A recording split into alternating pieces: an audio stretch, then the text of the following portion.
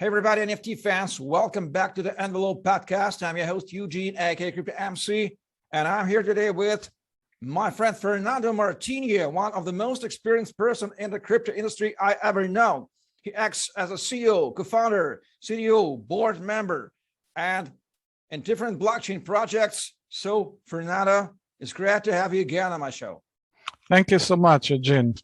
I haven't seen you for a while, so I've been busy, I was helping a few people, projects while I was doing my projects, but, all good. I'm happy to be here. Yeah, it's a shame, but I really don't know yet your personal story and the crypto, and let's fix it. Tell us briefly, how did you get into the blockchain space? What were your main incentives? Yeah, so I read the Satoshi paper back in late 2010. Yeah, I was a bit late. I knew quite a lot of people that read it, and they said it was great. And at the time, I had a corporate career, and I was in some very large organization, very, very large. I was one of the CTOs there, and I was already dealing with all sorts of distributed technologies, like people didn't even call them big data, they like Hadoop systems, so I was already looking at that at that time, and other distributed systems. So with Peter Siroter from Amazon, it was the guy who created Elastic Map Reduce there, Amazon Cloud, yeah. And I look at that and I thought, wow, decentralized, distributed, this could be big, let me have a look at it. So I decided to look at it. I always love, anything that is about, I'm not an anarchist and that type of mentality or cyberpunk, but in security, in cyber, in technology, there's many people, and there's nothing wrong, by the way, with that, I'm not here to criticize anyone, yeah, but I was just someone was very, very interested in technology always. When I look at that, I actually thought that was going to be big, and so the more I looked in it, the better I thought it was, and then, everything else that has happened, but I always stayed in the background. I'm not one of those guys that always wanted to be at the front, doing stuff. I'm kind of I like to help people as well, People know me, I come to projects, a lot of time I don't ask for anything, I really don't, and they can be validating all the people that I am part of their board or of their projects, So my story is very simple, I love it, I like decentralization, I like not just decentralization, but distribution of computing power, because I think I mentioned to you before, a lot of people confuse distributed environments with decentralization. They intersect, yeah, but they are different, yeah. Yeah, great story, I love it. So if it is not secret, in what blockchain project, in what roles are you involved now? So at the moment, I am launching soon Unicorn, yeah. Unicorn is I think it's something that is quite fun. It was fun for us when we started. We started back in August last year, and we changed quite a few things throughout the process. We adapted because all of us were busy anyway, and we just want to build something in the NFT space that is different. So the problem that I saw in NFT space today, today at the time already, is that it was very hard for collectors to actually start to find something, and it became worse around January, February. Everybody's making photos, I don't know, of a tree, of a shoe, whatever, NFT that. So imagine for a collector that wanted to buy something, or continue to look for cool stuff, doesn't matter, cyberpunk or the next cyberpunk or whatever, but it's very hard, so I decided to create a marketplace that is that is different. It doesn't allow people to mint their own NFTs. We actually focus on high valuable collections, and it can be art, it could be just, a card, whatever it is, Pokemon card, from first edition that go by they go for 5 million now, actually physical cards, for example, so it doesn't matter. And we're making the connection with physical and digital. Yeah, so there's two different types that we do. One is NFTs, which is of digital images, whatever you want to call it, and the other one is a connection between the physical world and the digital world. So your NFT is something that is physical. It could be a paint, it could be a car, doesn't matter, but something that is unique, that is collectible, and has value. And I'll talk a bit about that later on. Yeah. So we did that. We're making that connection, and we have incredible items that we're going to list on the platform. That I think you're going to ask me a lot more questions that we discuss, and then I can tell more about that if you want. But and the partnerships we created recently, an amazing partnership, by the way, and with pay-to-earn games, by the way. Okay, and so that's one of the projects. It's really exciting because it's fun. I don't know if you know this, but I've been collecting NFTs since 2016. Yeah, so 17 mainly. But I always like this since I was the beginning. DC comic cards, you name it. I have the books. I have bags of books. I actually need to go back to try to find a lot of this, because maybe I still have some of the old Pokemon cards, and I'm sitting on a fortune. I don't know, So another one that I'm involved, and I'm an advisor, which is the one that I mentioned to you. We made recently a partnership with Unicorn, is Cross the Ages. So Cross the Ages, for me, in my opinion, is going to be the next big pay-to-earn game. Okay, think about Star Atlas, but think bigger. Okay, it's phenomenal. Basically, they have writers. They have 61 of the top guys in gaming, and they have a lot of experience in gaming, by the way.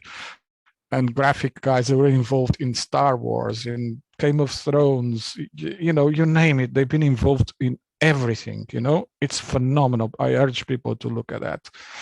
So I'm the CEO of Cross the Ages, and I have a really great relationship. We decided to make a partnership. They're going to list their 7 top NFT, super rare NFT cards on Unicorn.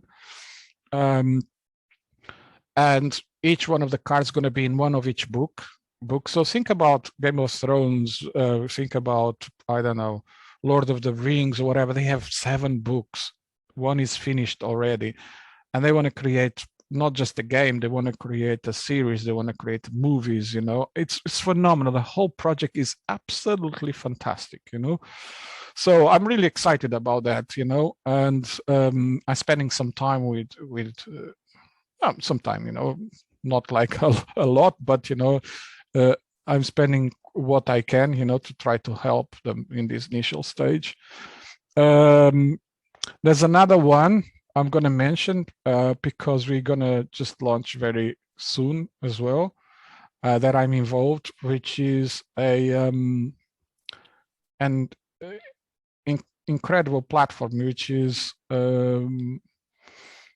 think about a Zoom where we are now. Yeah, it's really, we call it the Zoom killer. Yeah, it's not the actual name of the project. And there's no website yet, so the website is going to be up and running soon. That's called Relays, yeah, with a Z at the end. Relays.io. It is think about a Zoom, but think about something that uses a protocol in security that cannot be well, it is not possible to hack today. Okay, so when you initiate a connection with me, it creates a total encrypted tunnel using ZRTP protocol. You know, I know a few things about cybersecurity, one or two only, but you know, it is incredible. You know, it is secure. For me, it's the only platform that is secure. You know, can be secure, because once you initiate a connection with me, it's through a browser, by the way, so no app on phones, not possible to hack any apps on the phones. Well, you know, if people are going to start to hack browsers, if they have vulnerabilities, then the whole banking system, e-commerce fails, you know. So you need to be reassured that when you do something on a browser, very rarely people can tap into it, you know.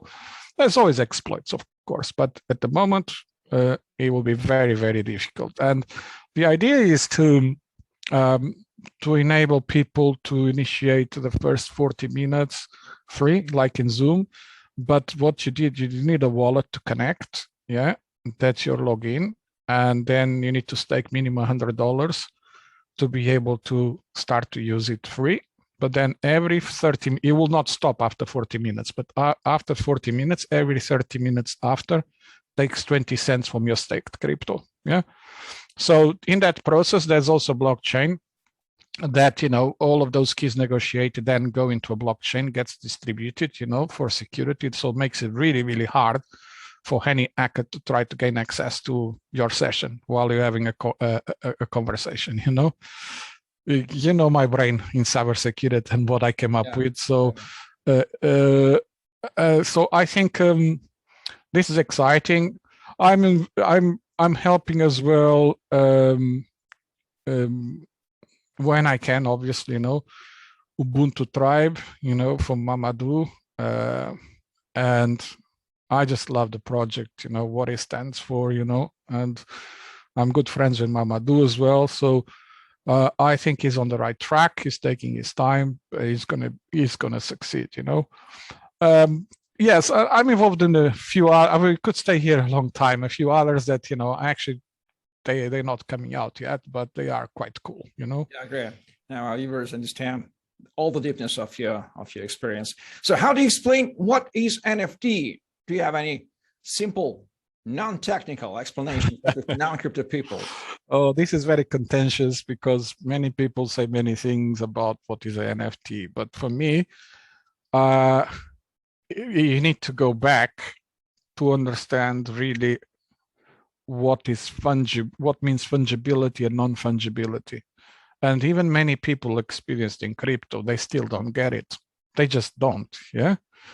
And when you understand that, then you really understand what an NFT is and what is going to be used for, yeah? But in simple lame terms, yeah, for everybody to understand, for me, it has to be something unique, yeah? That's why it's called a non-fungible. Non-fungible means uniqueness, yeah?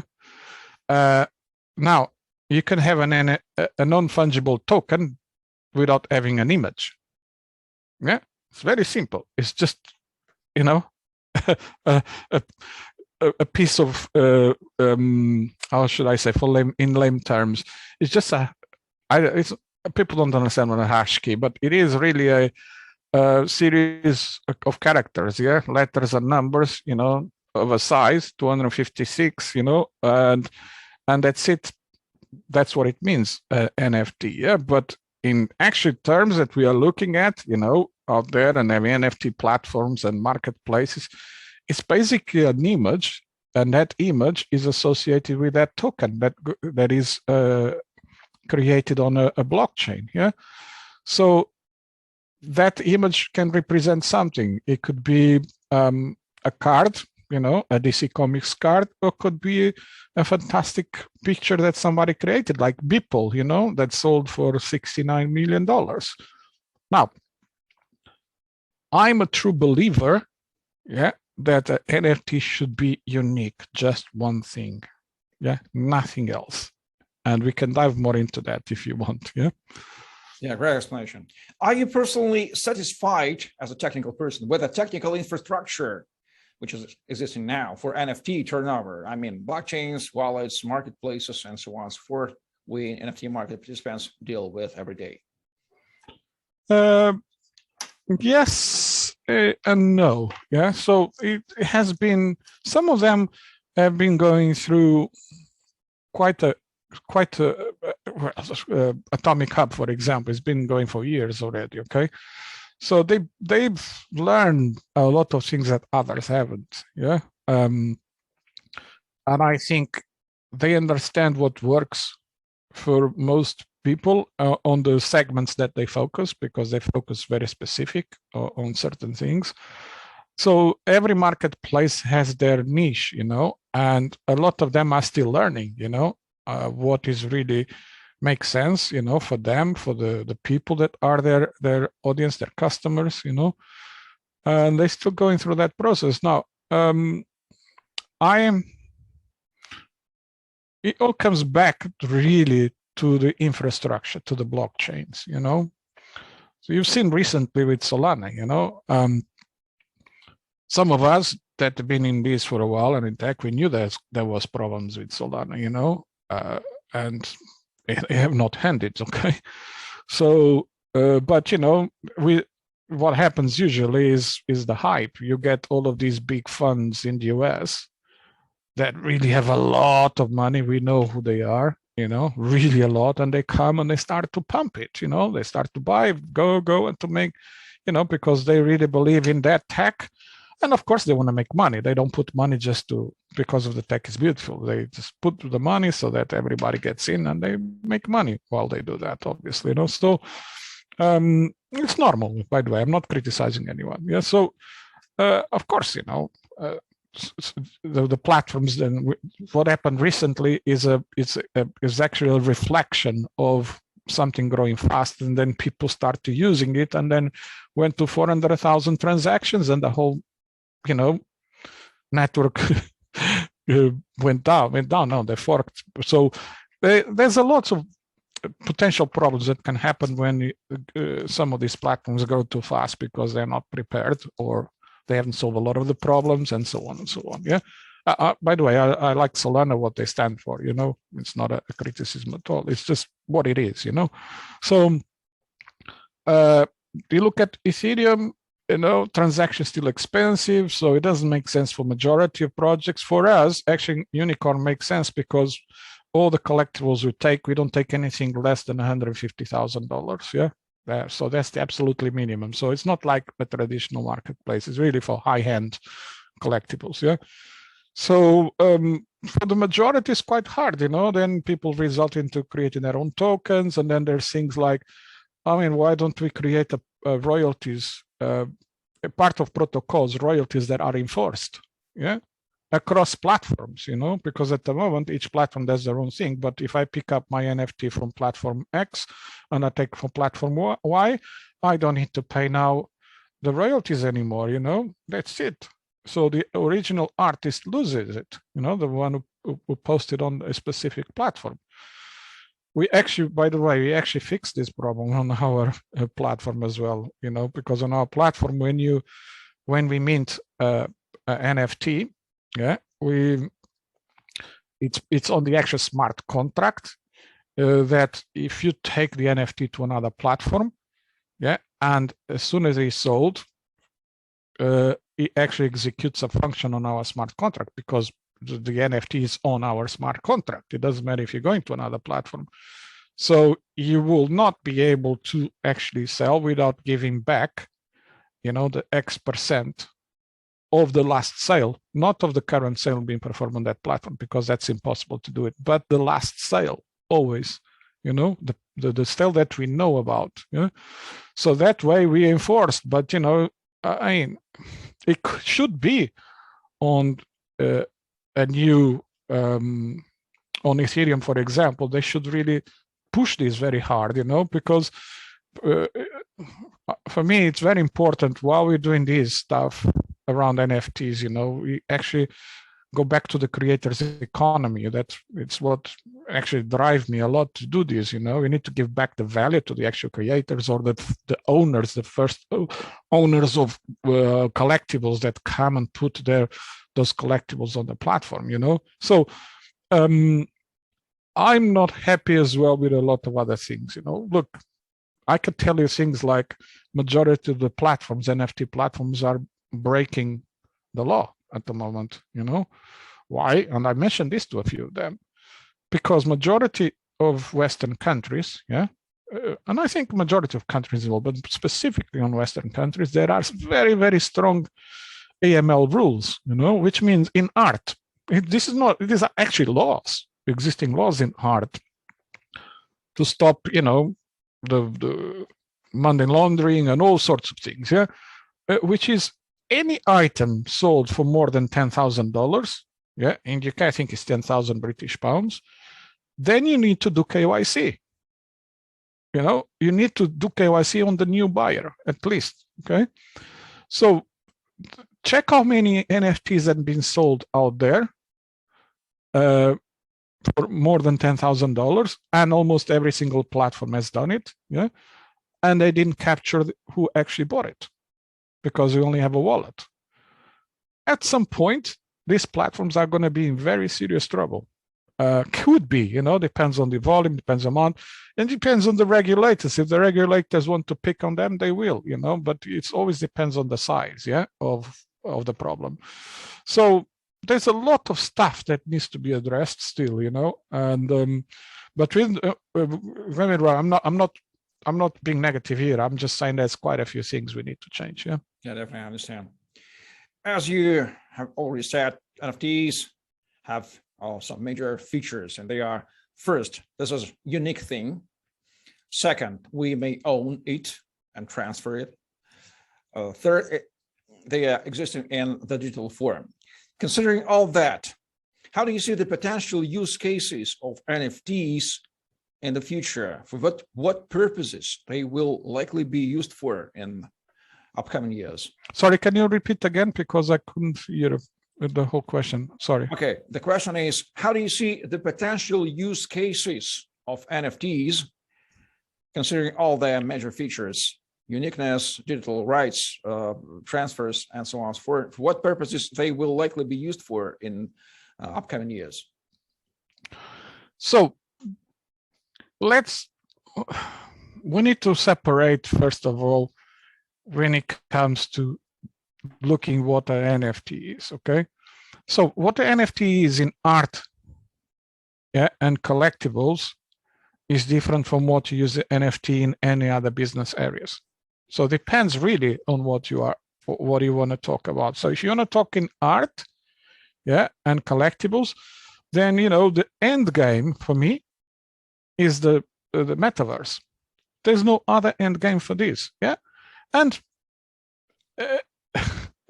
while you're looking at this, and the end game is the metaverse and all these virtual worlds being created, is how you're then going to monetize then the NFTs, and I think a metaverse has a lot to say in this. By the way, I advise everyone, I'm in conversations with them, maybe I will attend their conference in New York.